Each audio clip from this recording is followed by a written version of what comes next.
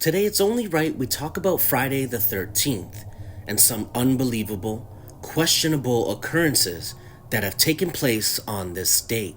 Some believe it to be lucky, while others believe in the opposite.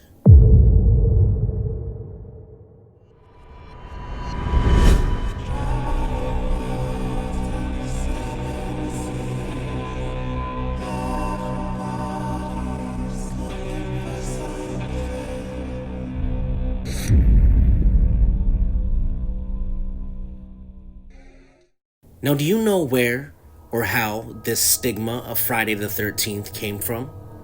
Let me explain. Friday the 13th all began with a man named William Fuller. Fuller was your stereotypical superstitious 19th century man. He was transfixed with the number 13. He attended PS 13, fought in 13 battles during the Civil War, built 13 structures in New York City, belonged to 13 secret clubs, and tried to coordinate all other significant events with the 13th date of each month. Then, one cold Friday the 13th, January of 1882, at 8:13 p.m., Fuller rented out room 13 of Knickerbocker Cottage and made his personal obsession public. This would be the first meeting of the 13 Club. The New York Historical Society reports that the event included 13 courses eaten underneath a banner that read, "We who are about to die salute you." What would become a regular scheduled supper club was headed by Fuller until his death in 1897. He believed that 13 was not just a significant number in his life, but that it was his own lucky number. The mysterious cult eventually dismantled, but the legacy of Friday the 13th lived on. Fuller loved the number 13 because it brought him unparalleled and unexplainable luck. Today, his fondness of the number has been reimagined as fear.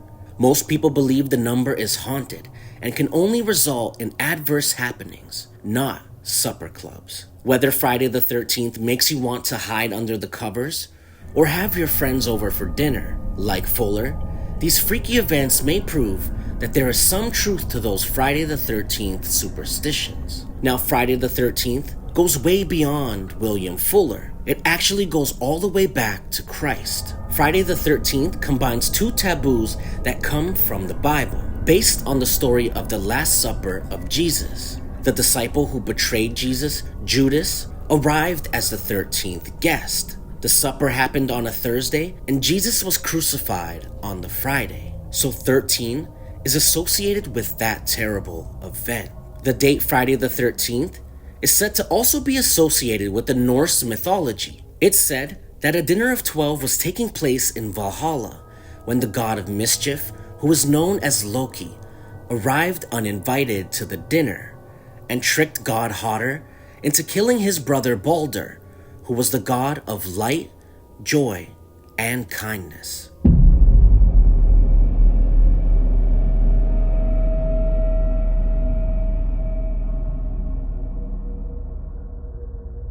This story is called ND's flight disaster.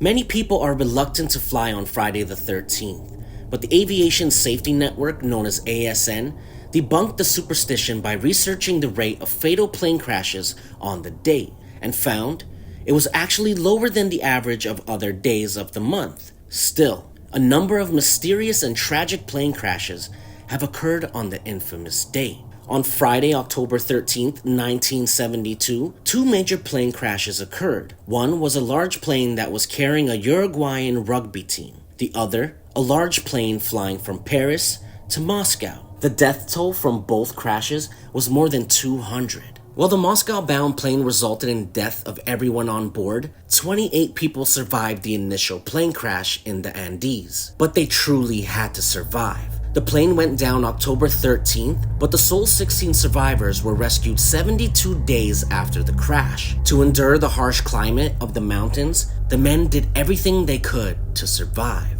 This included turning to cannibalism and eating the bodies of their dead teammates. Their tragic and harrowing story was eventually retold in a book and film called Alive.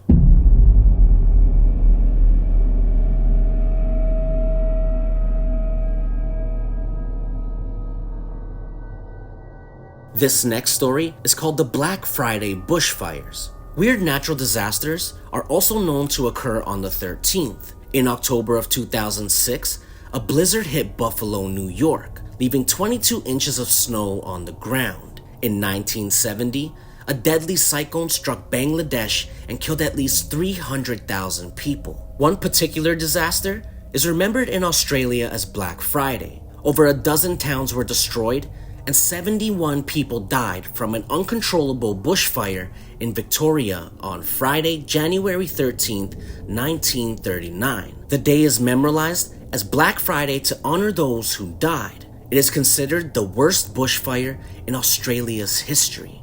Over 4 million acres of land in Victoria was burned.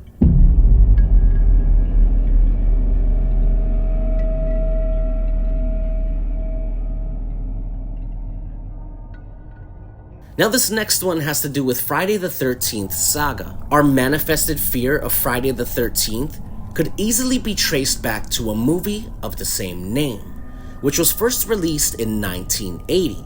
Today the film franchise has a near cult following dedicated to the murderous plot lines which take place over the course of 24 hours on a fictionalized Friday. A dozen films later, the series is worth $465 million. Which can also be converted to an infinite amount of screams and gasps.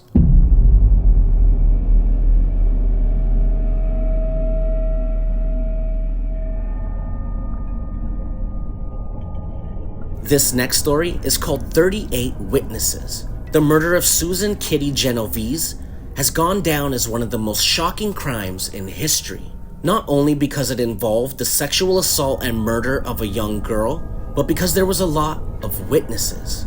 The New York Times reported a total of 38 witnesses.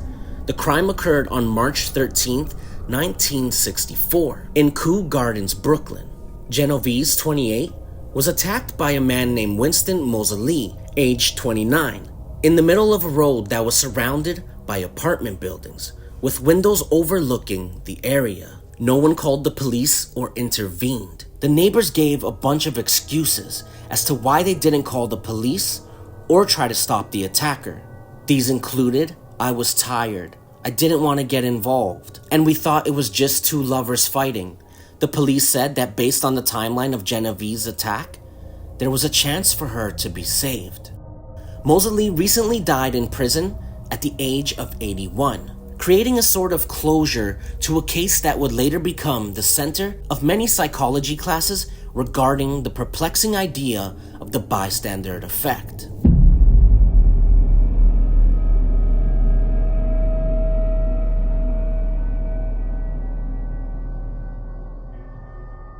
Now this next one has to do with the famous death of Tupac Shakur.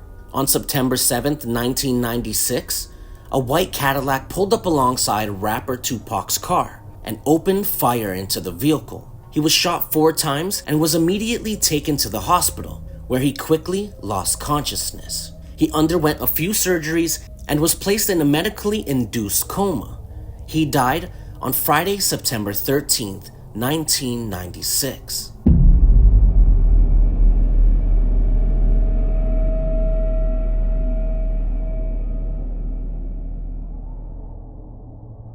Now this next story is called the Wall Street Mini Crash.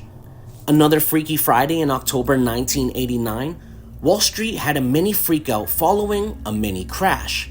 Referred to as Black Friday again, the Dow Jones market fell nearly 7% in one afternoon. This particular Black Friday crash is often seen as the start of the recession that occurred in the early 1990s. The market seems to have had adverse reactions to Friday the 13th for multiple years. However, CNBC reports there have been 5 Friday the 13ths in March, and they have been pretty negative for the Dow Jones Industrial Average and the S&P 500 Index. Now I want to know down below in the comments how you feel about Friday the 13th. Do you feel like Friday the 13th is a lucky day? Or is it unlucky? Many people have different opinions about it, and I want to know what yours is.